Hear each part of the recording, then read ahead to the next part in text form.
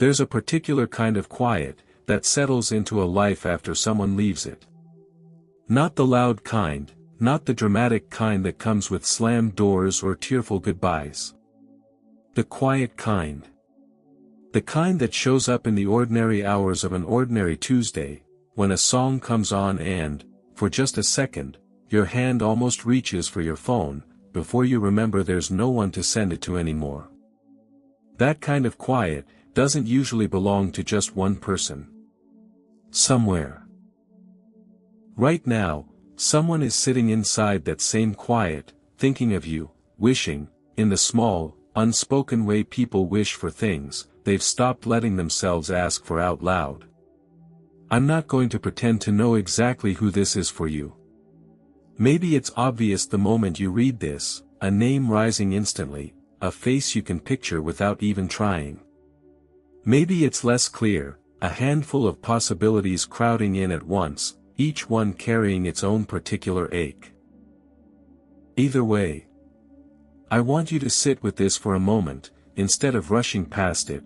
Somewhere, someone has thought about reaching out to you recently. Not idly. Not in passing. Really thought about it, opened a message thread and stared at it, typed something and deleted it, thought about calling and then talked themselves out of it, before the phone even finished ringing in their mind. There's something almost universal about this particular kind of longing. Even though it feels intensely personal every time it happens to us. Think about your own life for a moment. Think about the people you've quietly wished you could talk to again, not necessarily to fix anything, not necessarily to reopen something that ended for good reason, but simply to hear their voice again, to know how they're doing, to close a loop that's been left open longer than it was ever meant to stay open. If you felt that, even once, then you already understand exactly what I'm describing. Someone out there is feeling that exact thing about you right now. Let me describe what this usually looks like from the inside, because I think it will feel familiar to you, whether from your own experience or from imagining theirs. It starts small.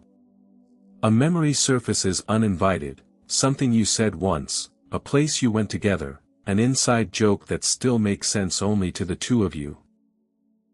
The memory doesn't come with any particular plan attached. It's just there, gentle and unbidden, the way old memories tend to be. Then, sometimes, it lingers a little longer than usual. And somewhere in that lingering, a small, quiet thought arrives. I wonder how they're doing.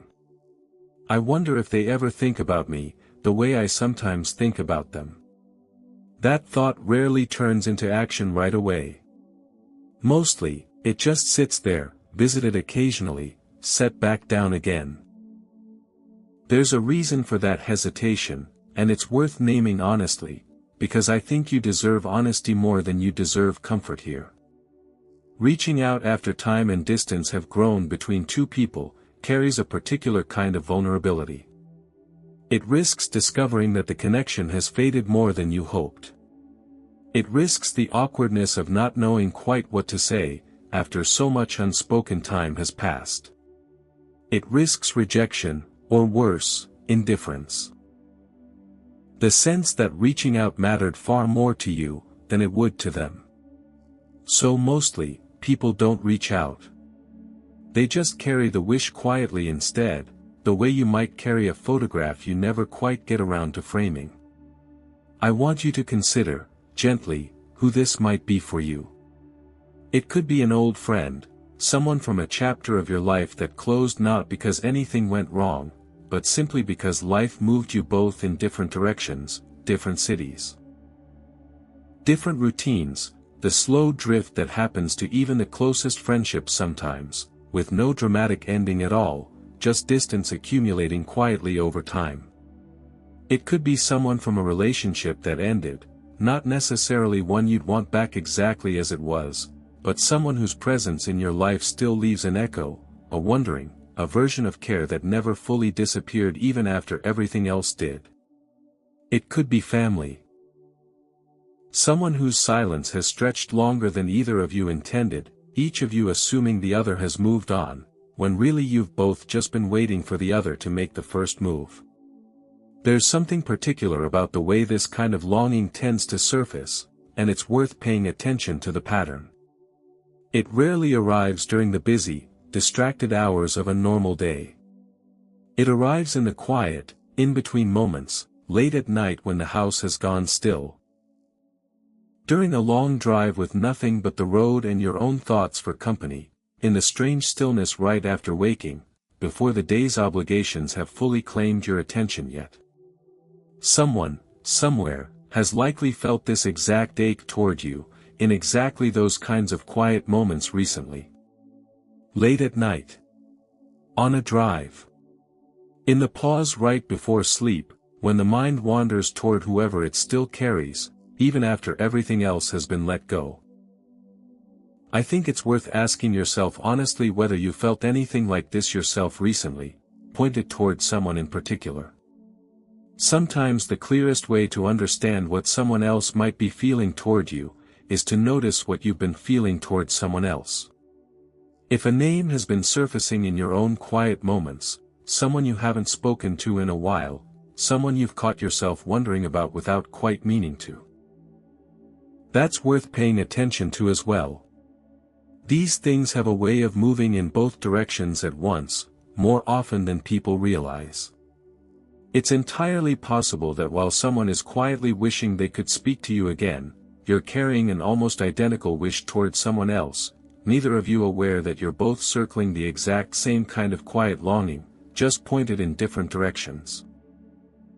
There's a specific kind of grief that comes with this sort of unfinished connection, even when nothing dramatic ended it. It's not the sharp grief of loss you can point to and name clearly. It's softer, more diffuse, a low hum of unfinished business that never fully resolves into either closure or continuation. You go on with your life. You build new routines, new relationships, new versions of yourself that this person may not even recognize anymore if they saw them. But somewhere underneath all that ordinary forward motion, a small, quiet thread stays connected, refusing to fully sever, even years after the reason for staying in touch has technically ended. I want to be honest about why people carry that thread instead of cutting it, or instead of pulling it back toward reconnection. Mostly, it's fear disguised as respect for boundaries. People tell themselves they're respecting the other person's space. Respecting the natural end of a chapter, not wanting to intrude on a life that's moved on without them. Sometimes that's genuinely true and genuinely wise. But often, if you're honest, it's simpler than that.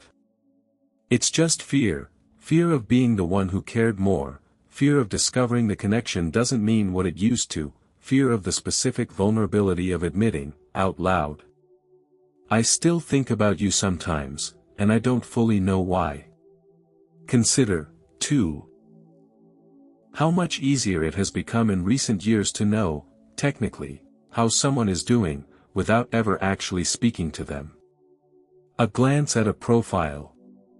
A photo that surfaces in a memory feed. A mutual friend mentioning something in passing. This kind of passive knowing has become so normal, that it quietly replaces real contact for a lot of people, offering just enough information to satisfy curiosity, without requiring any of the vulnerability that real reconnection demands. If someone has been keeping tabs on your life this way, watching from a careful distance, that's often exactly what quiet wishing looks like in its earliest, most cautious form, not yet ready to reach out, but not fully able to look away either. I think it's worth pausing here to ask what actually stops people from closing this distance, because understanding the obstacle usually says more than understanding the wish itself. Mostly, it isn't lack of care. It's uncertainty about welcome. People assume, often wrongly, that too much time has passed for a message to be anything but awkward, that the other person has surely moved on completely, that reaching out now would only create discomfort rather than warmth. This assumption is almost always more pessimistic than reality actually turns out to be. Most people, receiving an unexpected message from someone they once cared about. Feel something closer to quiet pleasure than the intrusion the sender feared they'd cause. If you've been on the receiving end of a message like that before, an old friend resurfacing after a long silence, a former partner checking in with no particular agenda, a distant relative reaching out simply to say they'd been thinking of you, try to remember honestly how it actually felt. Chances are it didn't feel like an intrusion at all. It probably felt, even briefly, like being seen by someone who didn't have to bother remembering you, and chose to anyway. That's usually the actual emotional register of these reconnections, far gentler and more welcome than the anxious anticipation beforehand ever predicts. I want you to think, too, about your own side of this, because I suspect you're not entirely free of this particular ache yourself. Is there someone in your own life, past or present, that a part of you still wishes you could speak to again? Not necessarily to rebuild what was lost, not necessarily to reopen a door that closed for good reasons. Just to speak. Just to hear how they're doing, to let them know they crossed your mind, to close a small loop that's been quietly open for longer than you've probably admitted to yourself. If a name is surfacing for you right now, sit with it a moment instead of moving past it too quickly. There's a particular kind of regret that tends to accumulate around connections left unfinished, and it rarely announces itself as urgent. It's not the sharp regret of a single bad decision. It's the slow, quiet accumulation of almost messages, almost calls, almost reachings out that never quite happened, each one small enough to seem inconsequential in the moment, but adding up, over years, into a particular kind of ache. The ache of wondering what might have been said. What might have been mended or simply acknowledged, if only someone had been brave enough to send the message, instead of just composing it silently in their head. I don't say any of this to create urgency where none belongs, because reconnection, like most meaningful things, shouldn't be rushed simply out of anxious pressure. But I do want to gently challenge the assumption that time makes reaching out harder, rather than more meaningful. In most cases, it's the opposite. A message after a long silence carries more weight precisely because of the silence, not despite it. It says, clearly, without needing many words, "This mattered enough that I still thought of you, even after all this time, even without any particular reason to." Think about what it would actually cost you, to send a small message to whoever surfaced in your mind while reading this. Not a grand declaration. Not an attempt to reopen anything that isn't meant to reopen. Just something small and honest. "I was thinking of you today. I hope you're doing well." That memory came up and I smiled. The cost of sending that is almost always smaller than the imagined cost of rejection or awkwardness that's been keeping you from sending it. And the potential reward, the chance that they, too, have been carrying a quiet wish to hear from you, is usually far larger than the risk actually justifies. I want to acknowledge, too, that not every situation like this is meant to be reopened, and that's all right. Some connections genuinely served their purpose and were meant to end where they ended, and reaching back into them wouldn't restore something good so much as disturb something that's already settled into peace. You'll usually know the difference by how the wish feels when you sit with it. A wish rooted in genuine, gentle care tends to feel warm and low pressure, easy to imagine following through on without much fear attached. A wish rooted in unresolved pain or unfinished business tends to feel heavier, more anxious, more tangled up with old hurt that hasn't fully healed. Both are valid feelings to have. But they call for different responses, the first toward gentle reconnection, the second, sometimes, toward continued distance and healing on your own first. For the connections that do feel warm rather than tangled, I want to say plainly, the person you're thinking of is very likely also thinking of you, in their own quiet moments, in their own version of the late-night stillness or the long, empty drive. This isn't a guarantee specific to your exact situation, but it's a pattern that holds true more often than people expect, because genuine connection rarely fades as completely as distance and silence make it seem to. What actually fades is usually just the courage to act on the feeling, not the feeling itself. If you decide to reach out, keep it simple. Elaborate explanations and long messages tend to raise the stakes higher than they need to be, turning a small gesture of care into something that feels like it requires an equally large response. A short message, warm, unhurried, low pressure, leaves the other person room to respond however feels natural to them, without the weight of matching your effort exactly.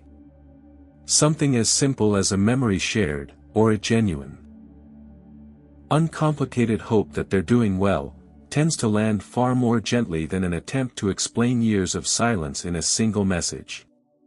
And if you're the one waiting, rather than the one considering reaching out, if you're the person hoping someone from your past will be the one to make the first move, consider gently whether waiting has served you well so far, or whether it's simply been a comfortable way to avoid the small vulnerability of reaching first.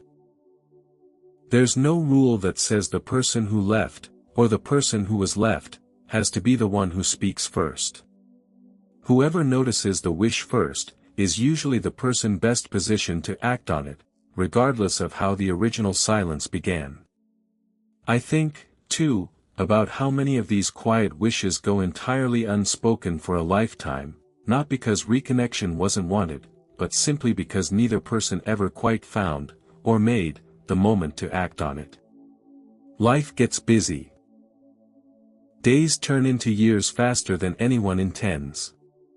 And somewhere in that ordinary passage of time, wishes that once felt urgent soften into a kind of permanent, low background hum, present but never quite loud enough to prompt action, until eventually it's too late to act on them at all. I don't say this to frighten you into urgency. I say it because I think you deserve to know the actual stakes clearly, so you can decide, honestly, what this particular wish is worth to you. I want to walk through a few specific kinds of people this quiet wish tends to center around, because I think naming them concretely will help you recognize your own version of this more clearly than speaking about it abstractly ever could. There's the childhood friend, the one who knew you before you became whoever you are now, who remembers a version of you that almost no one else in your current life ever met. Losing touch with that person often carries a particular grief. Not because the friendship itself was necessarily dramatic, but because it feels like losing access to a part of your own history, a witness to your earliest self quietly slipping out of reach. There's the mentor or teacher, someone who shaped you in ways you may not have fully appreciated until years later, someone you've thought about thanking properly but never quite got around to. This particular kind of quiet wish often carries less romantic longing and more simple gratitude. The wish to say, plainly, you mattered more to me than I probably ever told you at the time. These are some of the easiest reconnections to make, actually, because the stakes feel lower and the warmth tends to be immediate and uncomplicated. There's the former partner, which carries perhaps the most complicated version of this wish, tangled up with everything from lingering affection to unresolved hurt to simple curiosity about how their life turned out. Not every former partner belongs in the category of a wish worth acting on. Some relationships ended for reasons that would only be reopened, not resolved, by reconnecting. But some carry a gentler kind of unfinished business, a genuine care that outlasted the romantic relationship itself, settling into something quieter and less demanding, the wish simply to know the other person is well, without any agenda of rekindling what ended. There's the family member. Often the most painful category, because family estrangement tends to carry layers of history, obligation, and old wounds that make reaching out feel far riskier than it does with a friend or an old partner.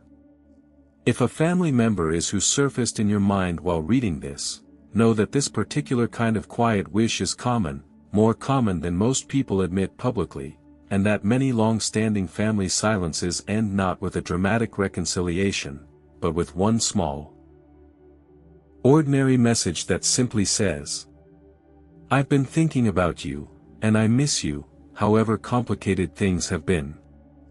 And there's the near stranger, someone you might not expect to think of at all, a person you knew only briefly, through work, through travel, through some short season of your life, who nonetheless left an impression disproportionate to the amount of time you actually spent together. These connections are easy to dismiss as unimportant precisely because they were brief, but brevity doesn't always correlate with insignificance. Sometimes the shortest connections leave the clearest, most persistent impressions, precisely because they were untangled by the complications that longer relationships accumulate over time. I think it's worth considering, too, why certain people linger in our thoughts long after regular contact has ended, while others fade quickly and completely.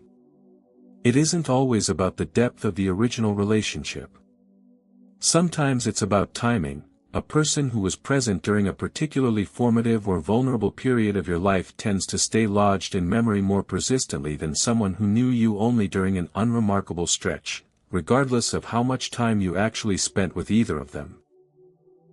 If someone from a hard or transformative chapter of your life has been surfacing in your thoughts, that's often exactly why, not because the relationship itself was necessarily extraordinary, but because they were present for a version of you that was undergoing real change, and that kind of witnessing tends to create a bond that outlasts ordinary circumstance. There's also something worth saying about the particular ache of realizing, sometimes suddenly, that too much time has already passed to reach out easily. This feeling tends to arrive in waves rather than steadily, dormant for months, then triggered suddenly by an anniversary, a photograph resurfacing, a mutual friend mentioning the person's name in passing. In that moment, the wish to reach out can feel almost urgent, only to fade again once the triggering moment passes, tucked back into the quiet place it usually lives. If you recognize this pattern in yourself, know that the urgency in those triggered moments is usually a more honest signal than the calm you feel the rest of the time. The wish doesn't go away between triggers. It just goes quiet, waiting for the next moment it surfaces to be taken seriously instead of let pass again. I also want to address something that might be sitting underneath all of this for you, a fear that reaching out, after enough time has passed, somehow requires justifying the silence itself. As though you owe an explanation for why you didn't reach out sooner. I want to gently release you from that requirement. Most reconnections don't actually need a formal accounting of the years in between. People are usually far more interested in what you're saying now, than in litigating why you didn't say it earlier. If you find yourself avoiding a message because you can't figure out how to explain the gap, consider simply not explaining it at all. Skip straight to the warmth. Let the explanation, if it's needed, come later and naturally, in conversation, rather than serving as a prerequisite you have to get through before you're allowed to say hello. There's one more thing worth considering, gently, before we reach the end of this. Not every quiet wish is meant to be acted on through direct contact, and that's alright too. Sometimes the most honest thing you can do with a lingering thought about someone, is simply to hold it with tenderness rather than urgency, to let yourself feel grateful they were part of your life at all, without needing that gratitude to translate into a message or a phone call. If reaching out genuinely doesn't feel right for your situation, whether because of complicated history, ongoing pain, or simply because some chapters really are meant to stay closed, you can still honor the wish quietly, internally, without acting on it externally. Peace doesn't always require reconnection. Sometimes it just requires acknowledgement. But for the wishes that do feel warm rather than tangled, I want to leave you with one final thought about timing, because I think it matters more than people usually credit it with. The right moment to reach out rarely announces itself with total certainty. There will always be some reason to wait a little longer. A busy week, an uncertain mood, a nagging worry about how it will land. If you wait for every condition to feel perfectly right, you may simply wait indefinitely, the way so many people already have, carrying the same quiet wish for years without ever quite finding the moment they were looking for. Sometimes the actual right moment is simply the one where you decide, imperfectly, to stop waiting for a better one. Think, too, about how this particular kind of hesitation tends to compound over time in a way that's easy to underestimate. The longer you wait, the larger the gap starts to feel, and the larger the gap feels, the harder reaching out seems, which makes waiting feel like the safer option all over again. This cycle can continue for years, quietly, each year adding weight to a message that was never actually as complicated to send as the anticipation made it seem. If you recognize this cycle in your own life, know that breaking it usually requires acting slightly before you feel fully ready, rather than waiting for a readiness that the cycle itself is designed to keep delaying. I also want to gently name the flip side of all this, the quiet joy that tends to follow once the message is finally sent, regardless of how the other person responds. There's a particular kind of relief that comes simply from acting on an honest impulse, instead of continuing to carry it silently. Even in cases where the response is lukewarm, or slower than hoped, or doesn't lead to any real renewal of the relationship, most people report feeling better simply for having said the thing, for having stopped carrying the unsent version of it around. The wish, once spoken, tends to lose its heaviness, whether or not it leads exactly where you hoped it would. So here is what I'll leave you with. Somewhere, someone is genuinely, quietly wishing they could speak to you again, not necessarily today, not necessarily with any specific plan, but in the soft, recurring way that certain people simply never fully leave our thoughts, no matter how much time or distance grows between us. You may already know exactly who this is. If you do, let yourself sit with that knowledge a little longer than usual today, rather than letting it pass by the way you might have before. And when you're ready, not before, not out of pressure, simply when it feels right, consider being the one who closes the distance, even slightly. A message. A memory shared. A simple, honest acknowledgement that they crossed your mind. You don't need certainty about how it will be received. You only need enough courage to offer the small, quiet thing that so many people wish for, and so few people actually send. Someone, somewhere, is hoping today is the day you finally do.